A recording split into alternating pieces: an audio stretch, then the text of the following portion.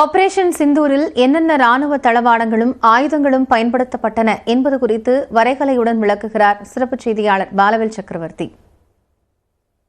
9 தீவிரவாத முகாம்களை இலக்கு வைத்து அழித்திருக்கக்கூடிய ஆபரேஷன் சிந்தூரில் பயன்படுத்தப்பட்ட ஏவுகணைகள், குண்டுகள் மற்றும் ட்ரோன்கள் என்னென்ன, அதன் சிறப்பம்சங்கள் என்ன அப்படிங்கிற தகவல்களை விரிவா பார்க்கலாம்.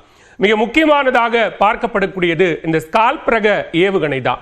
இதுதான் பிரதானமாக பயன்படுத்தப்பட்டிருக்கிறது. இதனுடைய ஸ்பெஷல் என்ன அப்படின்னு பார்த்தோம்னா, இது தொலைதூர இலக்குகளை தாக்கக்கூடியது இந்த ஸ்கால்ப் ரக ஏவுகணை. அது மட்டும் இல்லாம இதற்கு புயலின் நிழல் அப்படிங்கிற ஒரு செல்ல பெயரும் உண்டு.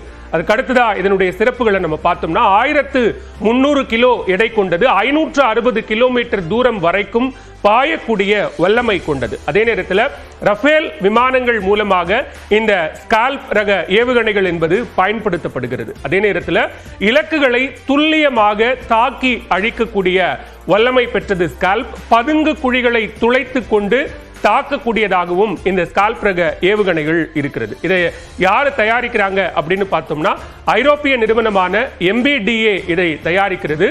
இப்ப ரஷ்யாவுக்கு எதிராக யுக்ரைனும் கூட இந்த ஸ்கால்ப் ரக ஏவுகணையை திறம்பட பயன்படுத்தி வருகிறது. அடுத்ததான் நம்ம பார்த்தோம்னா, மிக முக்கியமாக இந்த ஹேமர் குண்டுகள் அப்படிங்கிறதும் கூட இந்த 9 முகாம்களை அழிப்பதற்கானதுல மிக முக்கிய பங்காற்றி இருக்கிறது.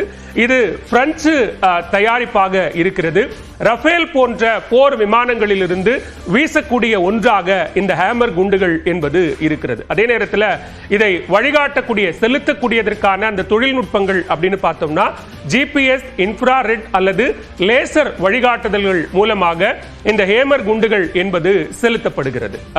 அதே நேரத்தில் இது நடுத்தர தொலைவில் இருக்கக்கூடிய இலக்குகளை தகர்க்கக்கூடிய ஒரு குண்டாகவும் இருக்கிறது.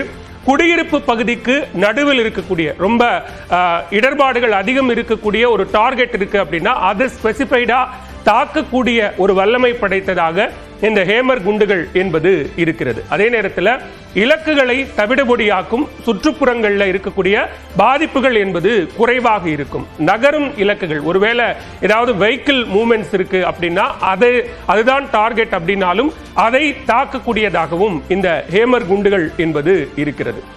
அடுத்ததா நம்ம பார்த்தோம்னா, இந்த கேமிகேஸ் ட்ரோன்கள் அப்படிங்கிறதும் இந்த ஆபரேஷன் சிந்தூர்ல பயன்படுத்தப்பட்டதுல மிக முக்கியமான ஒன்று.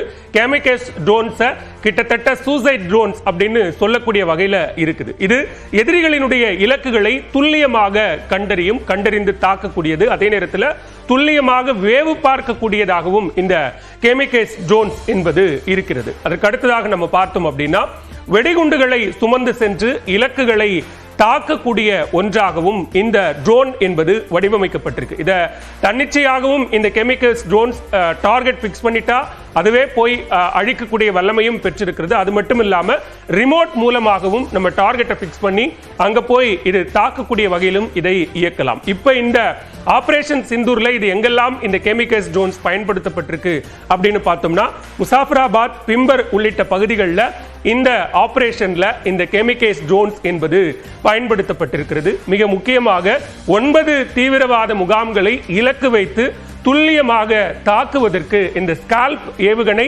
ஹேமர் குண்டுகள் மற்றும் இந்த கெமிக்கல்ஸ் ட்ரோன்ஸ் அப்படிங்கிறது பிரதானமாக பயன்படுத்தப்பட்டிருக்கிறது.